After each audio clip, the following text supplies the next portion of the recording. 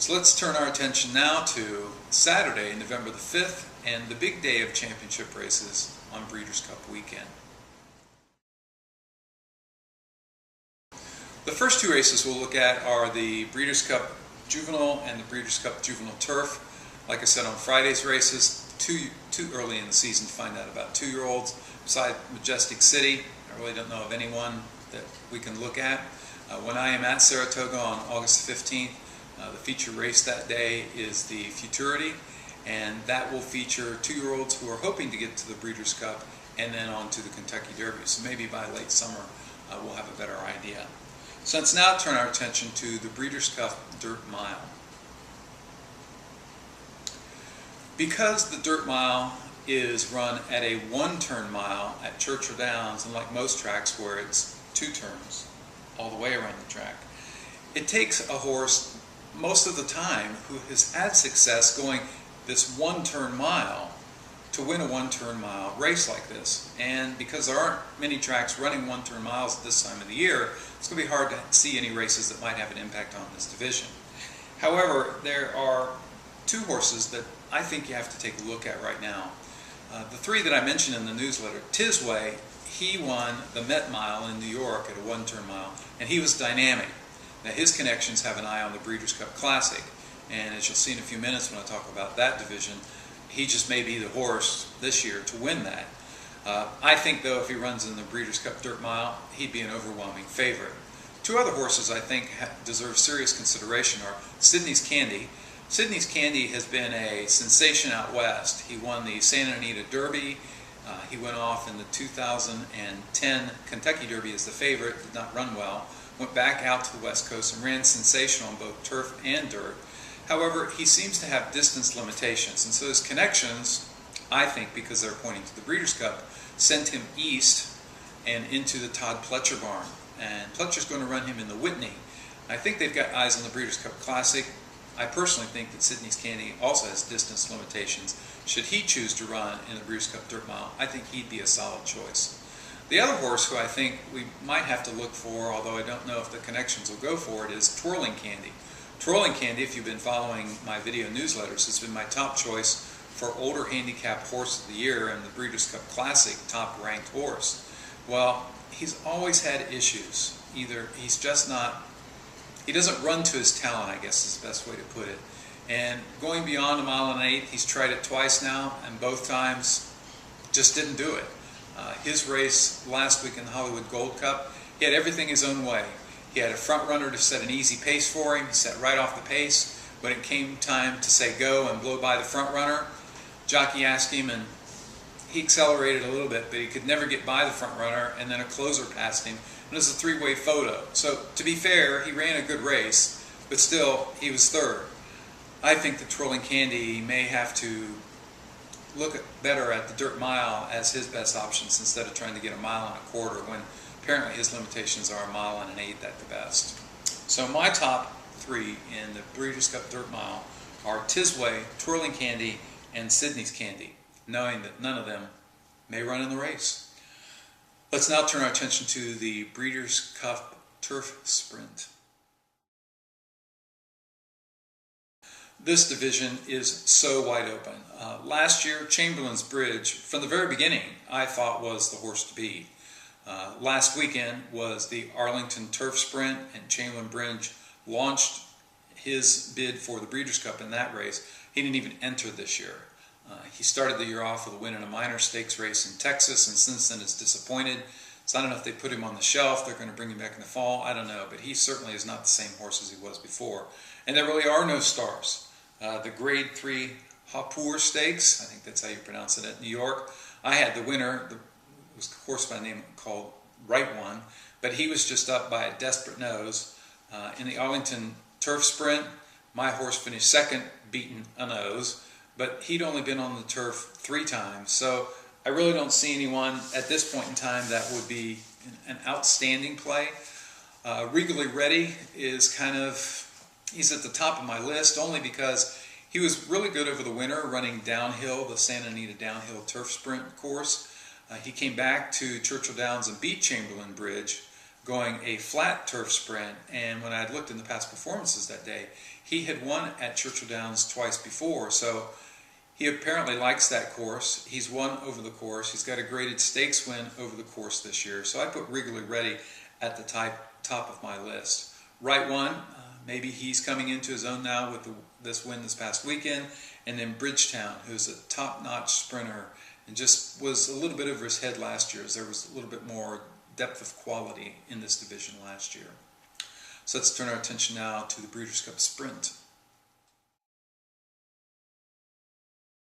The two biggest races in the last couple of weeks that may have an impact over the sprint division actually happened right here at Calder on the aforementioned Summit of Speed Day. The first race was the Grade 2 carryback listed for 3-year-olds, and in that race, Indiana was my play of the day. It was my best bet at Calder, and he didn't disappoint. He had run in graded stakes at Gulfstream. He ran in the Derby Trial at Churchill Downs, and he ran a good race there, so he apparently likes the course, although that was at a mile. He had also run a prep race here at Calder and won as much the best, and I thought he just looked tons the best, and he walked with the race. He was a handy winner.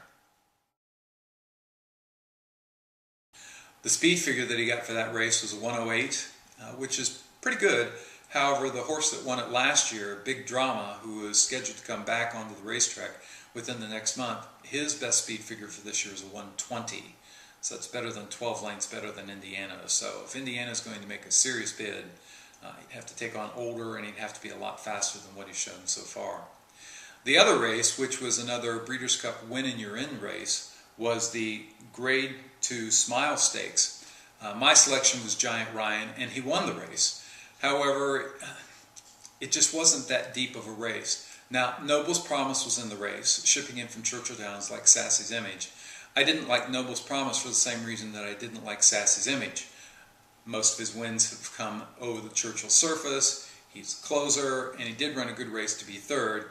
Giant Ryan had a prep race here at Calder, and he looked impressive, but I think the telling thing about the depth of the race was that there were 4 horses that were so even on the board, 2-1, 5-2, 5-2, and 3-1. And Giant Ryan won in a 3-way. It wasn't really a photo, but it was a close finish, as you can see in this picture.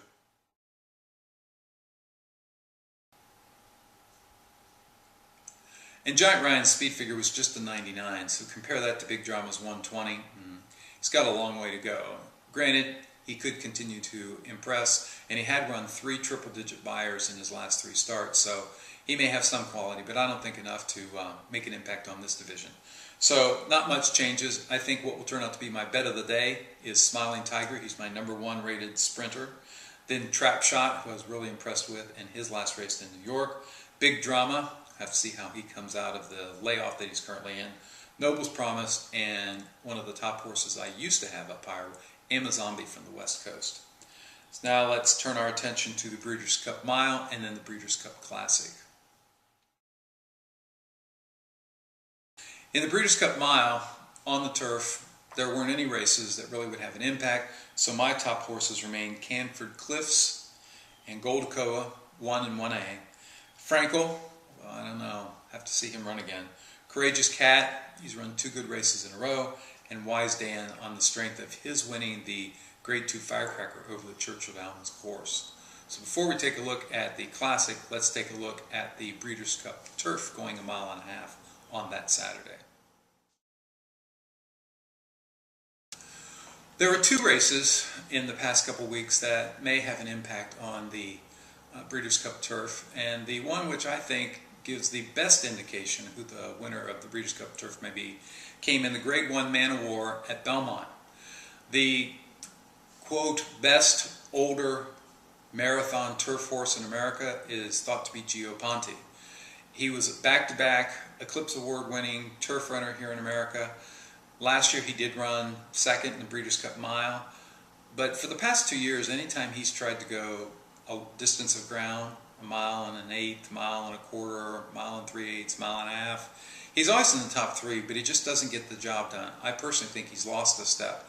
So when I knew he was going to go off as the favorite in the Man of War, as he went for a 3-peat, as he'd won this race last year and the year before, I was anxious to bet against him. The horse I liked was Cape Blanco, coming over from Europe. Now, if you look at Kate Blanco's past performances, he had run against top European quality. There's no question Kate Blanco is a good horse. Is Kate Blanco one of the top horses in Europe? I don't think so. I think you rate him as like the sixth man on a basketball team, maybe second team. But still, I thought he would beat Gio Ponte. And as they turn for home... Down to the final furlong now, and it's Kate Blanco in front. Mission Approved fights on. Gio Ponte is third with time running out.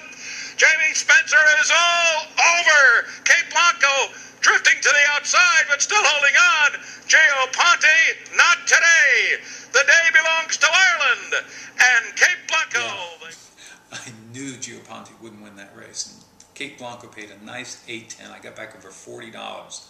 So I think you got to throw him into the mix. But I also think that's a better indicator of the Europeans hold all the cards in this race. If they send over some of their A team, I think those are the horses you have to look for. Interesting that last year when I went to the Breeders' Cup Crushing the Cup seminar with handicapper Jim Mazur, one of the things that they pointed out is that so many times it is the Europeans that win it, but it's the European who's overlooked. So last year I kept that in mind, and I went with the third choice among the Europeans. That was Dangerous Midge. Won the race, paid $19. I got back nearly $100. So there's a little tip for your handicapping on Breeders' Cup Championship Saturday in the Breeders' Cup Turf. The other two races that may have an impact, first the Virginia Derby, and like all derbies, it was limited to 3-year-olds. I don't know if you knew that or not. Anytime it's a derby, those are only 3-year-olds that are allowed to run. The Virginia Derby was at 1.25 miles on the turf. I'd really been impressed with Band. He'd won 2 stakes races over the Churchill Downs turf course. He came flying late, and he lost in a photo to Air Support. Here's the picture. There really wasn't any question who won, but it was a photo finish. What's ironic is I had bet Air Support in his last 2 races when he didn't win, and he won today and paid $15 when the times I'd bet on him, he was the favorite. Oh, figures. Well, Band came up just short. I guess I would leave him in the mix, but being a 3-year-old against older and against Europeans, I'm not sure how much of an impact he'll have. The only other horse that I like in the turf division that's American-based is Acclamation. What I don't like about Acclamation is that he's a front runner, and typically the turf is won by horses who come from off the pace. I'm also not wild about the fact that Acclamation was scheduled to run in the closing day feature this past Sunday, the Sunset Handicap at Hollywood, because he owns the Hollywood turf course. Instead, he passed it to run in a bigger race, the Eddie Reed, this next weekend at Del Mar. So we'll see how he comes out of that race. So my top runners in the Breeders' Cup Turf are any of the Europeans, Kate Blanco, also European, Air Support, and Band. And finally, let's take a look at the championship race of races, the Breeders' Cup Classic. On July 9th in the Hollywood Gold Cup, the question was going to be answered. Is Twirling Candy good enough to carry his ranking as top older handicap horse? Because every other big race in this division has been won by long shots. It's just in disarray. Well, he went off as even money, and as I said earlier, he had the best of trips. He was right there, and as you can see in the picture,